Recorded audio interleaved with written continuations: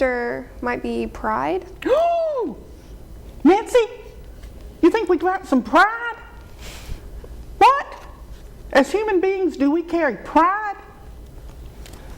Oh, she's holding her hands like that. I think she's paying homage to the camera. Pride. You know, the Bible says, I'm going to bring that book up next. We're going to see where that goes. The Bible says, pride goeth before the fall. Okay, comment. I love that, talking about, you say the pride. How is pride playing a role in our journey of what, honey? Striving. And imposing direction. Okay? Well, yeah, our pride and our idea of ourselves, if we feel like we aren't meeting those standards or ideas, we're going to feel burdened, we're going to feel depressed, we're going to feel sad, we're going to cry, tears. We're going to act crazy, rabid, yellow? Maybe. Yellow. First two. Yellow? Give me yellow, because we're going to the Bible, but I'm going to take yellow all the way into the Bible. Yellow. Give me, you're an artist. Give me what yellow expresses to you. Yellow is warmth. Yellow is light. Yellow is sometimes rebirth. Wow. Now we're getting into rebirth. We're talking about rebirth. Rebirthing mentally or emotionally? It can be either one, I would guess. All right. And what was that beautiful word Emerson used? Eviscerated? I love that word. Does it start with an I? E. E. You want to do this? No, you can do it. Let's do it. Which one you want? You want my finger or you want this one? The one it came to. This one? Okay. Let's read.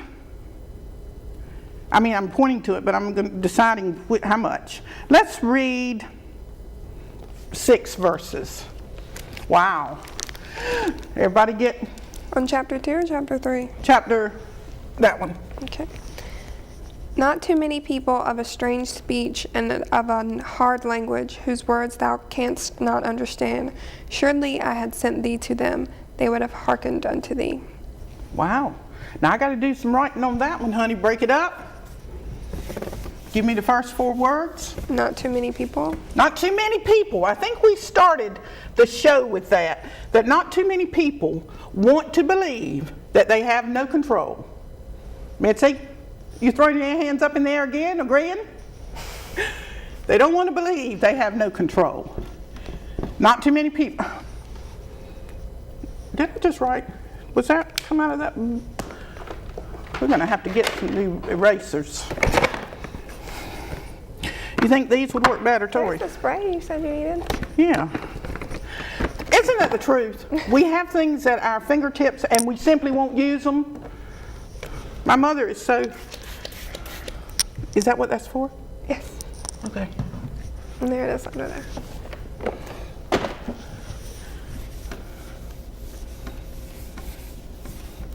That's what it's for? And I don't have a... I'm going to have to improvise. Well, you put the red marker from the regular marker. That's why it's like done that. I used something that it was not designated to use. Yeah. Okay. Well, let's see if this one will use. What are we talking about? You said not many people. Not too many people. And that's not going to work at all. Sandy, these must be dried up. We got to take them back to the store. I'm going to tell you. Okay. Now she's striving. She's going to the store. That's true. That is true. But circumstances has caused me to have... Yeah. I can make excuses. Don't we do it all the time? We make excuses to justify ourselves. I don't want gray. All right.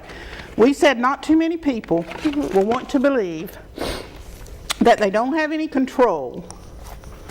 Yes? No, look how pretty that looks. No control. All right. You said not too many people. Keep on. Not too many people, of a strange speech, and of an hard language. Okay, Gemini. Now you can get with those words. Of a strange speech and a hard language. You're reading it so you can interpret it any way you want to. And don't go on with the sentence. Stop right there. That's as much as you've given. Because we're given less than that. When we get here, we don't have a clue as to why we're here. We don't have a clue what we're doing. We can invent anything we want to. We can tell ourselves all day long what we think we're supposed to do. We're going back to this, and what we're not doing. And most of the time, we're writing ourselves, telling ourselves what we're not doing. So we have a strange speech to ourselves, honey. We can carry on. I'm carrying on this conversation on this television show right now. And I'm being perceived by some more than others. But to myself, I conduct strange speech. Because if I'm telling my soul something, I should be doing this, I should be doing that, I didn't do that. My soul does not recognize that language. And it is a hard language. What were the words? Not too many people, of a strange speech, and of an hard language. Do what? What do they do? Whose words thou canst not understand. Right. Canst not understand. See, we think that we want to be understood by other people. That's what we genuinely, wholeheartedly, because we are all the time thinking, and if I'm wrong, Tori, stop me, I'm supposed to be concerned about what you think about me. But what you think about me has got nothing to do with me. Right. Because I can't change your mind. And if I spend time trying to change your mind, then I have left my first love, which the Bible speaks of. And that's the strange language. And hard, what? Strange speech and of a hard language. Strange speech and of a hard language. I've got this constant chatter going on all in my head all the time. Surely I would never say this. I'm fat, I'm old, I'm ugly. That's a strange language because my soul does not recognize that. And we're constantly filling our minds all day long, every day, and in our dreams as well, because we carry those thoughts into our dreams. And our soul is saying, when are you going to give it up? When are you going to stop striving and imposing direction? You've come here to experience earth life, but you're getting in the way of it. I wish I could put that word up there. Ideas. You said that earlier. Our ideas get in the way of us living in the middle of fun. F-U-N. All right, go with the rest of it. I love the Bible, so let me hear it. Surely had I sent thee to them, they would have hearkened unto thee. Surely, if your soul had communicated more effectively, you would have received it. But you have built up, where's that card? You are carrying an idea of yourself that is imposed upon you, trying to cause you a certain direction to go. And read it, honey, tell me what the rest of it says. You just said it. Surely had I sent thee to them, they would have hearkened unto thee. Right.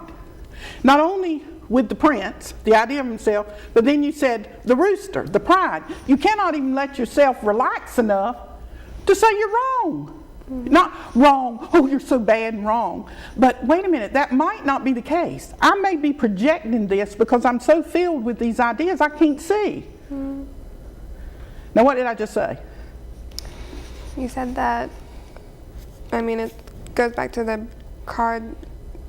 People have all these ideas and pride and other people, and it clouds your perception, and you start to manufacture things that you need for yourself when you don't really need them, and then because you really don't need them or you really don't even care about them, your soul and your mind are at odds, and you are carrying that burden to find out how are you going to be this person when really you could just be yourself. And if part of yourself wants to strive, I still believe that's okay, but I think you're right that you have to find out how much of yourself is saying it and how much is what you have perceived from other people saying it. Wow. How much of the prince? Let me have him. I love that card, sweetie. Well, of course, everything you pick up or do or say that we're going to do, I love it. But, anyway, this card has this haggard man, and he is carrying a prince. And then on top of that, like you said, Tori, I love that rooster is the pride. So we're clinging to that pride to the detriment of ourselves? Sometimes. Okay. Because we have ideas that aren't on the board and they got washed away. I love it. Ideas are gone. We have ideas about ourselves and ideas that we think other people have about us that we feel like we have to fulfill. And we burden ourselves with those. Yes, we do. And it made, what was the other two words? This art. This was an R word. Radical. Radical. Amazing. Amazing. Amazing radical telephone. And that's what's ringing in our mind all the time. It would be amazing and radical if we could see ourselves clearly and speak to what we needed clearly, but it's incredibly difficult. Okay, read some more. How many verses have you read? One? One. Mm-hmm. All right, let's go with the second one. The next one. Mitzi's waiting. Mitzi, you need to slow your roll. But the house of Israel will not hearken unto thee, for they will not hearken unto me. For all the house of Israel are impudent and hard-hearted. Impudent and hard-hearted. Impudent and hard-hearted, Tori. You mean to tell me that because of our ideas and because of our strivings and impositions, we have become impudent? I would also say impotent, but what is it? Impudent? Yeah, impudent, that impotent is trying to come through. Because it does make us, you know. Impudent and hard-hearted. Mm-hmm. Okay, give me impudent, because I want to know what we're doing to ourselves. Impudent. Isn't that like an impudent child? Okay. I believe. All right, and hard-hearted? Hard-hearted. Cold. But now, I like the idea that you said child, like an impudent child. I think impudent is the right word. When did we dislocate, I like that, but I was going to say disconnect, but dislocate that innocence? Stop it. It's so much. When we became self-aware, we lost our innocence. Give it back to me. Now, stay with the child. Don't lose that thought. Okay? When we became self-aware, we lost our innocence. I think what you're saying is when we became aware of ourselves as others perceived us, we lost our innocence. Because children, when you see them, they have no idea about themselves. Amen. They play, they run, they joke, they say crazy things, and they don't care. But once the child, sees a look or hears something and it makes them aware that maybe what they said or did was strange, they grow up. And they become, what was the last word? Hard-hearted. Give me that. Hard-hearted. Hard-hearted. What is that, honey, to you? I guess hard-hearted is cold, so you could relate that to children too.